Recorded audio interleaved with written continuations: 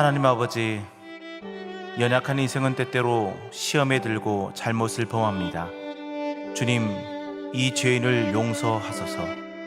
잘못을 범할 때마다 그 잘못을 깨닫게 하시고 십자가 앞에 무릎 꿇고 자복하고 회개하게 하소서. 사람이 짐승과 다른 점은 자신의 허물과 잘못을 깨닫고 수치와 부끄러움을 느껴 회개하고 돌이키는 것인 줄 믿사오니, 주님, 나의 양심을 지켜주셔서 잘못을 저지르고도 그 잘못을 덮으려는 어리석음을 범하지 않게 하소서. 오늘도 무한하신 긍휼로 나를 덮으소서. 예수님의 이름으로 기도합니다. 아멘.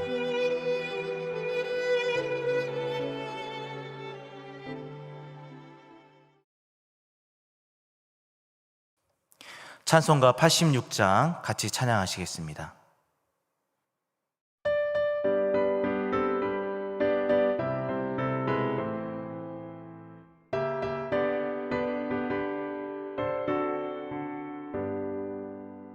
내가 늘지 않은 예수, 나의 상처 입은 심령을 불쌍하게 여기사 위로하여 주시니, 기쁘신 나의 좋은 친구.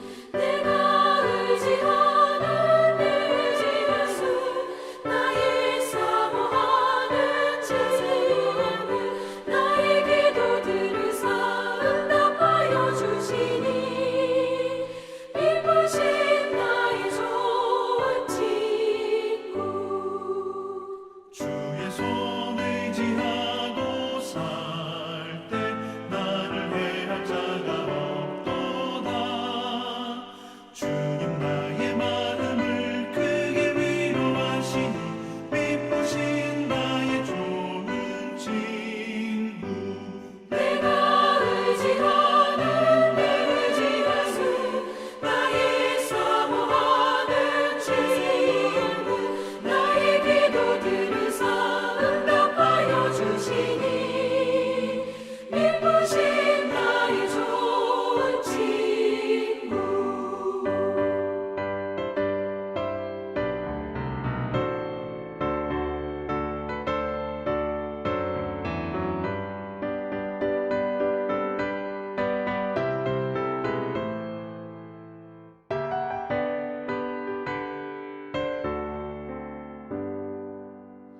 내가 요단강 건너가며 마음이 두려워서 떨 때도, 주가 인도하시니 어찌 두려워하랴. 기쁘신 나의 좋은 친구. 내가 의지하는 내 의지 예수, 나의 사모하는 친구. 나의 기도 들으사 응답하여 주시니, 기쁘신 나의 좋은 친구. 이룬 천국에 올라가서 모든 성도들과 다 함께 우리들을 구하신 주를 찬양하리라. 기쁘신 나의 좋은 친구.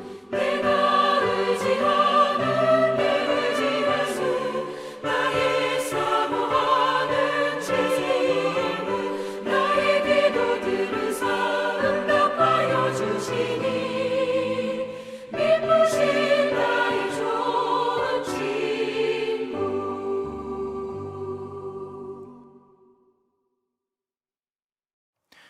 오늘 하나님께서 우리에게 주신 말씀은 누가복음 6장 27절로 38절까지의 말씀입니다. 그러나 너희 듣는 자에게 내가 이르노니, 너희 원수를 사랑하며 너희를 미워하는 자를 선대하며 너희를 저주하는 자를 위하여 축복하며 너희를 모욕하는 자를 위하여 기도하라. 너의 이 뺨을 치는 자에게 저 뺨도 돌려대며 내 겉옷을 빼앗는 자에게 속옷도 거절하지 말라. 내게 구하는 자에게 주며 내 것을 가져가는 자에게 다시 달라 하지 말며, 남에게 대접을 받고자 하는 대로 너희도 남을 대접하라. 너희가 만일 너희를 사랑하는 자만을 사랑하면 칭찬받을 것이 무엇이냐? 죄인들도 사랑하는 자는 사랑하느니라. 너희가 만일 선대하는 자만을 선대하면 칭찬을 받을 것이 무엇이냐? 죄인들도 이렇게 하느니라. 너희가 받기를 바라고 사람들에게 구워주면 칭찬을 받을 것이 무엇이냐?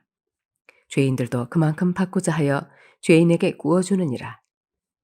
오직 너희는 원수를 사랑하고 선대하며 아무것도 바라지 말고 구워주라. 그리하면 너희 상이 클 것이요 또 지극히 높으신 이의 아들이 되리니 그는 은혜를 모르는 자와 악한 자에게도 인자하시니라. 너희 아버지의 자비로우심 같이 너희도 자비로운 자가 되라. 비판하지 말라. 그리하면 너희가 비판을 받지 않을 것이요. 정죄하지 말라. 그리하면 너희가 정죄를 받지 않을 것이요. 용서하라. 그리하면 너희가 용서를 받을 것이요. 주라. 그리하면 너희에게 줄 것이니 곧 후히 되어 누르고 흔들어 넘치도록 하여 너희에게 안겨주리라. 너희가 헤아리는 그 헤아림으로 너희도 헤아림을 도로 받을 것이니라. 이 새벽에도 하나님의 놀라운 은혜가 우리 성도님들과 함께하길 소원합니다. 우리가 삶을 살다 보면 억울한 일들을 많이 겪게 됩니다. 여러분들도 삶을 살아가면서 그런 경험이 한두 번씩 있을 것입니다. 저도 그런 경험들이 있습니다. 제가 건강해 보이죠? 맞습니다. 엄청 건강합니다.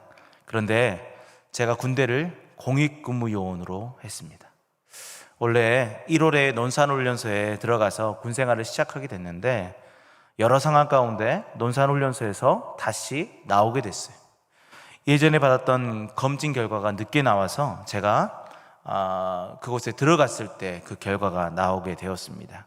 그래서 제가 병역을 이행할 수 없는 상황이어서 다시 나오게 됐고 다시 4월 달에 공익근무요원으로 다시 훈련소에 들어가게 되었습니다. 훈련소의 생활을 마치고 이제 근무를 할 곳으로 이동하게 되었습니다. 그곳은 방조제였습니다. 국가보호시설이었는데 그래서 그곳에서 열심히 저는 또 다른 삶들을 살아내고 있었습니다. 그런데 참 쉽지만은 않았던 곳이었습니다.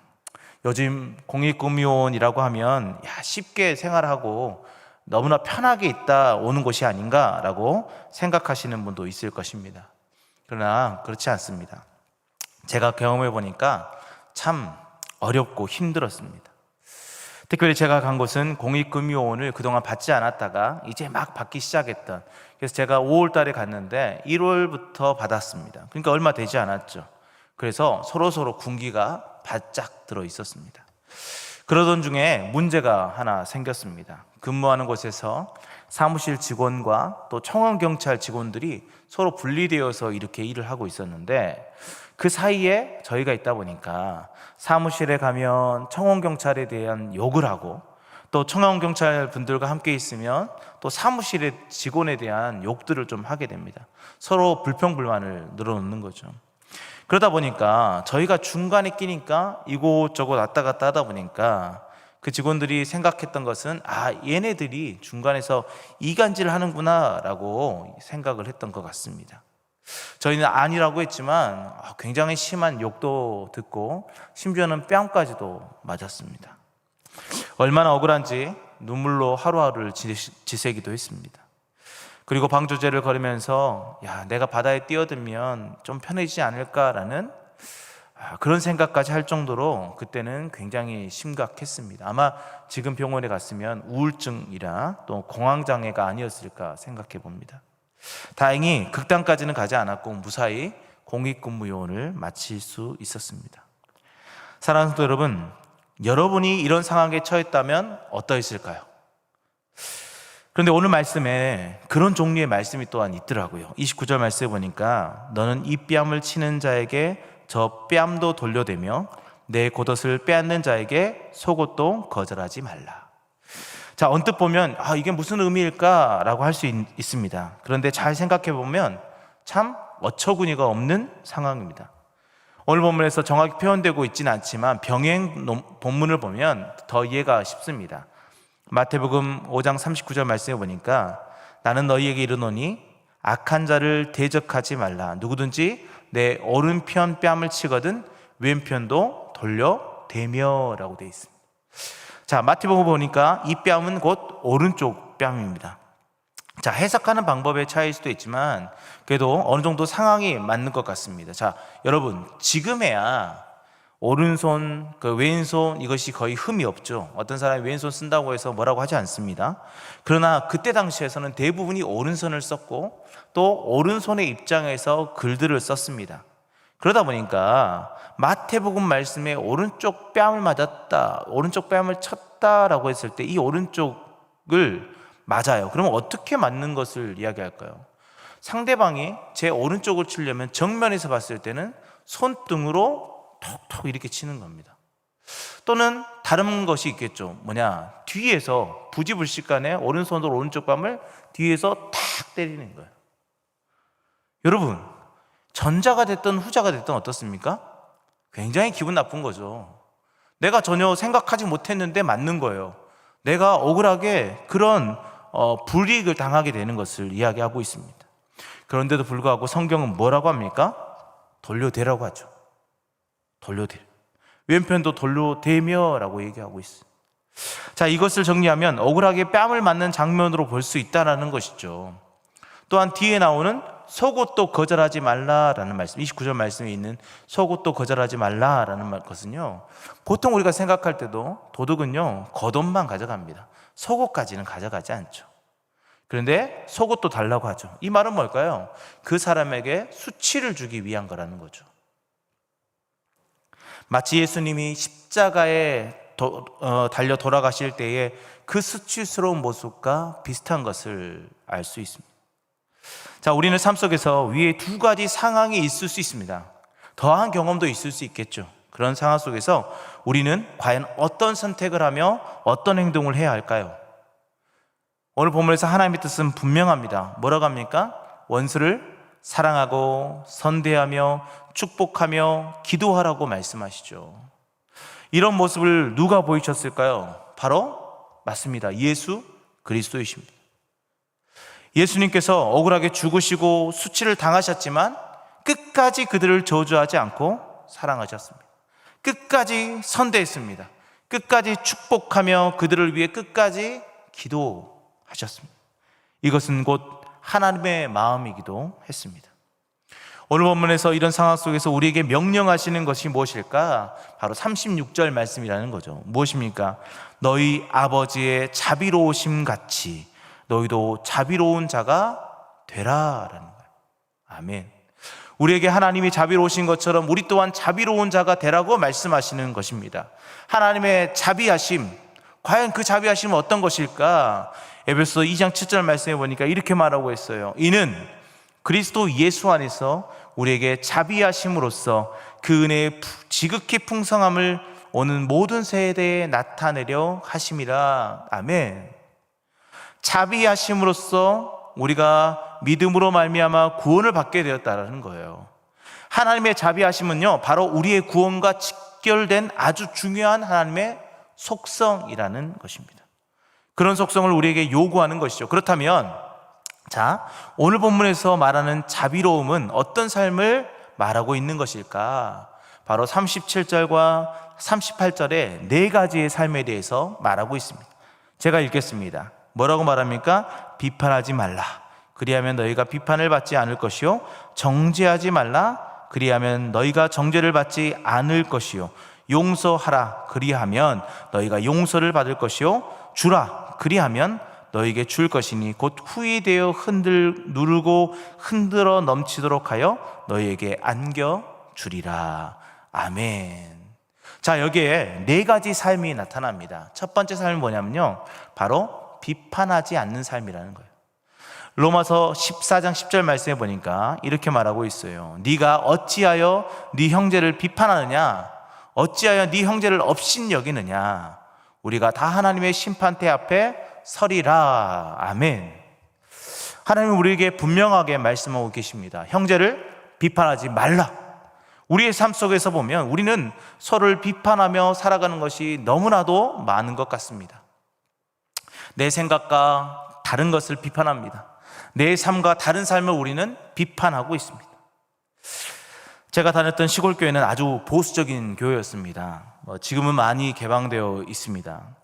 그러다 보니까 이 강대상, 조금 이렇게 좀 높은 곳에 강대상이 있는데 그 강대상 위쪽, 위 단에는 함부로 올라갈 수가 없었어요. 그곳에 올라갈 수 있는 사람은 세 종류의 사람밖에 없었습니다. 바로 담임 목사님, 그리고 대표기도 하시는 장로님, 그리고 청소하시는 권사님만이 올라갈 수 있었어요. 마치 1년에 한 번씩 대제사장이 지성소에 올라가는 것처럼 그 정해진 사람만이 그곳에 올라갈 수 있었습니다.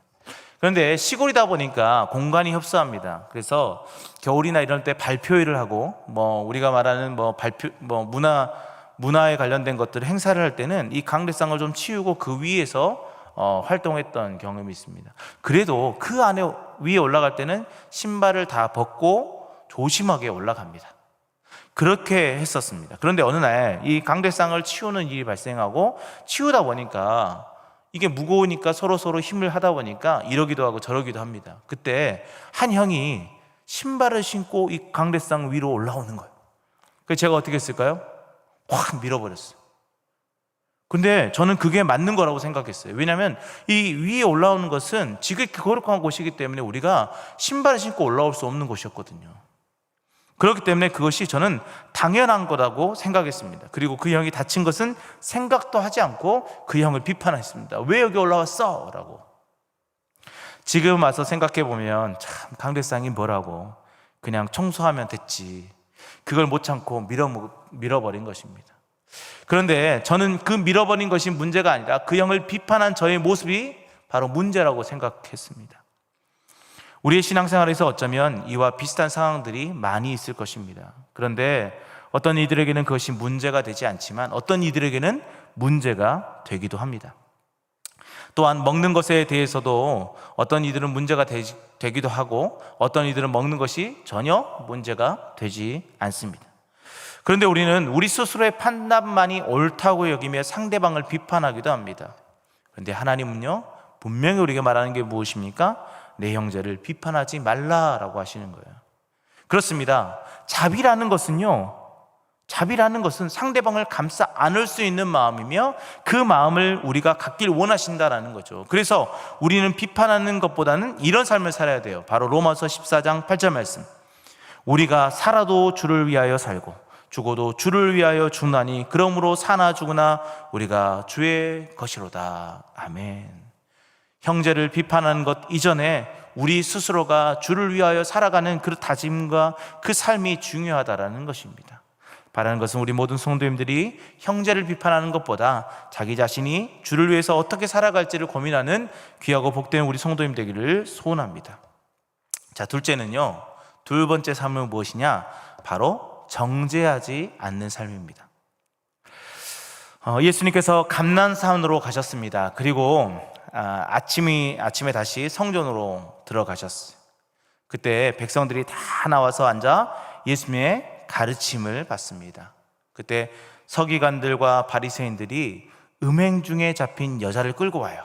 그리고 그 앞에 세우고 예수님께 이 가늠한 여인을 어떻게 할 것인지를 물어봅니다. 그때 예수님께서 뭐라고 말씀하십니까? 요한복음 8장 7절 말씀에 그들이 묻기를 마지 아니하는지라 이에 일어나 이르시되 너희 중에 죄 없는 자가 먼저 돌로 치라 하시고 라고 해요. 아멘. 자, 너희 중에 죄 없는 자가 먼저 돌로 치라 라고 명령했죠. 그때 사람들은 어떻게 행동했습니까? 양심의 가책을 느껴서요, 어른으로부터 시작해서 젊은이까지 하나씩 돌아갑니다. 그리고 제일 마지막에는 예수님과 그 여인만 남게 되었습니다. 사랑하는 성도 여러분, 우리는 죄인입니다.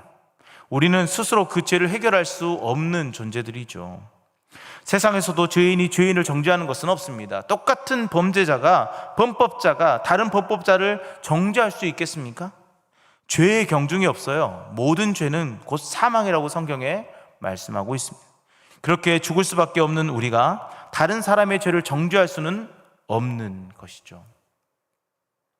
죄 없는 자가 먼저 돌로 치라. 여러분은 칠 수 있겠습니까? 저는 이 예수님의 말씀에 저도 또한 돌을 내려놓고 뒤돌아설 수밖에 없었습니다. 그렇게 우리는 어떻게 해야 됩니까? 정죄하지 말아야 합니다. 도리어 죄인을 보듬어 줄 알아야 합니다. 그것이 하나님이 원하시는 삶이에요. 어렵겠지요. 세상에서 사악한 죄를 범한 사람이 뉴스에 나오면 우리들은 어떤 것을 원합니까? 무기징역이나 사형을 당하는 것을 원하기도 합니다. 저 또한 그런 뉴스를 접할 때마다 아이고 감옥에 가 썩어야지 라고 하면서 그들에게 자비의 마음이 아니고요, 실은 저주의 말들을 한 적이 한두 번이 아니었던 것 같습니다. 그러나 하나님은요, 우리에게 뭐라고 말씀하시느냐, 물론 그런 마음이 들 수 있겠지만 정죄하지 말라고 하는 거죠. 왜냐하면 우리 또한 죄인이기 때문입니다. 자비하심의 삶은요, 바로 정죄하지 않는 삶임을 잊지 마시길 바랍니다. 옆에 있는 사람, 우리 주변에 있는 사람, 너 죄는 이거야 저거야 하면서 정죄하지 않는 우리가 되었으면 좋겠습니다. 자, 셋째로 어떤 삶인가? 바로 용서하는 삶입니다. 하나님과 같이 자비로운 삶은요, 곧 용서하는 삶이에요. 마태복음 6장 14절로 15절 말씀해 보니까 너희가 사람의 잘못을 용서하면 너희 하늘 아버지께서도 너희 잘못을 용서하시려니와 너희가 사람의 잘못을 용서하지 아니하면 너희 아버지께서도 너희 잘못을 용서하지 아니하시리라. 아멘. 그렇습니다. 우리 또한 용서함을 받아야 할 사람들이죠. 그런데 하나님께서는 우리가 용서하지 않는다면 우리를 용서하지 않겠다라고 말씀하시는 거예요. 우리가 다른 사람을 용서해야 하나님도 우리를 용서하시겠다라고 말하는 거죠. 그러나 우리가 명심할 것은 우리가 이것 때문이 아닙니다. 이것 기브앤테이크처럼 내가 용서해야지만이 용서를 받기 때문이 아니에요. 이미 우리는 그리스도 안에서요, 용서함을 받은 사람들이에요. 그렇게 큰 은혜를 받았던 우리들이 이 작은 관계 속에서 있는 그 잘못들을 용서하지 않는다? 그것은 잘못된 생각이죠. 내 안에 쓴뿌리를 남겨둔 채 하나님과의 관계를 논할 수 없기 때문에 먼저 용서하고 오라는 거예요. 예배자 중 찬양을 인도하는 자리에 설 때가 예배 중에 찬양을 인도하는 자리에 설 때, 자, 이것이 엄청나게 중요합니다. 제가 찬양 인도하는데 마음속에 다른 사람을 미워하는 마음을 품고 있다면 과연 하나님이 그 찬양을 기쁘게 받으실까? 아니라는 거죠. 절대로 그렇지 않습니다. 다른 사람과의 관계를 정리하고 그것들을 잘 해결한 다음에 나아가야 되는 것이죠. 그때 하나님이 나의 찬양과 나의 간구함을 들으시게 되는 것이죠. 그렇게 누군가 나에게 잘못한 것이 있다면 여러분, 그를 용서해 줘야 됩니다. 반대로 내가 다른 사람에게 잘못한 것이 있다면 우리는 그 관계를 해결하고 용서를 구해야 돼요. 그리고 그 다음에 우리 하나님 앞에 엎드려야 된다는 것입니다. 그리고 그 용서를 그냥 한 번 용서하는 것이 아닙니다. 예수님께서 베드로에게 말씀하시는 것처럼 70번씩 7번 계속 용서해 줘야 된다고 말씀하고 있죠. 이것이 바로 자비로운 자의 삶입니다. 우리 안에 관계에 문제가 있다면 얼른 그 사람을 용서하십시오. 왜일까요? 나 또한 용서받아야 할 사람이기 때문입니다. 그렇게 마음속에 용서가 싹이 날 때요, 우리의 삶 속에 하나님의 자비하심이 넘치게 되는 것이죠.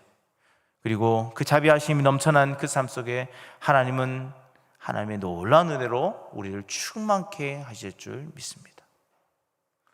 자, 그러면 마지막 네 번째는 무엇일까? 바로 주는 삶입니다. 주는 삶.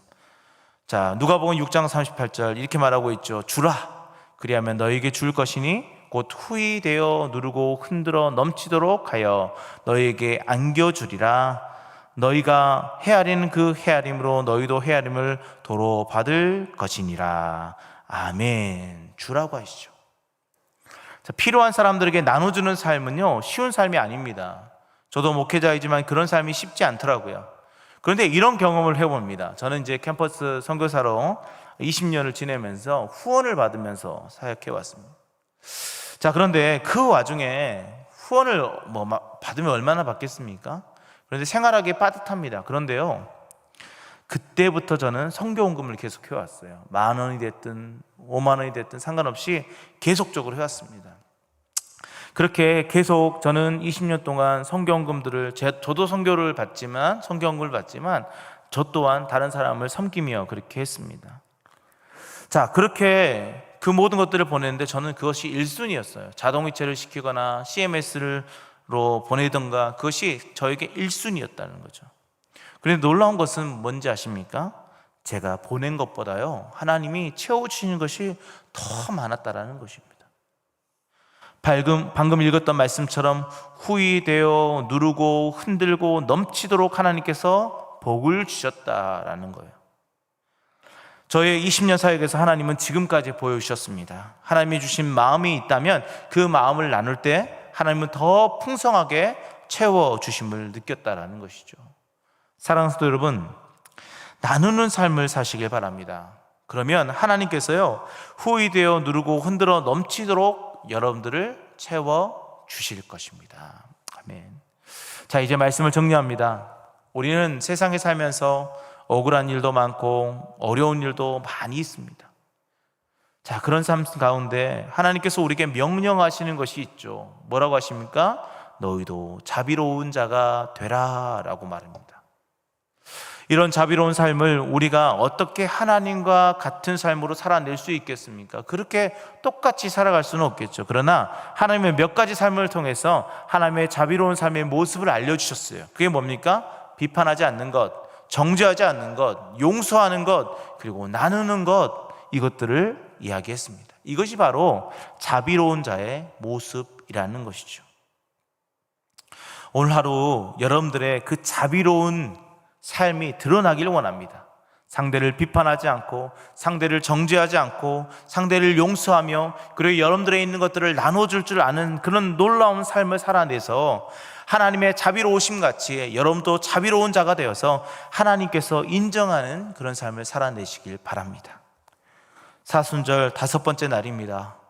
예수님과 동행하며 예수님의 자비하심과 같은 자비하심으로 오늘 하루도 살아가시길 우리 예수님의 이름으로 축복드립니다. 기도하겠습니다. 하나님, 우리는 늘 부족하고 연약합니다.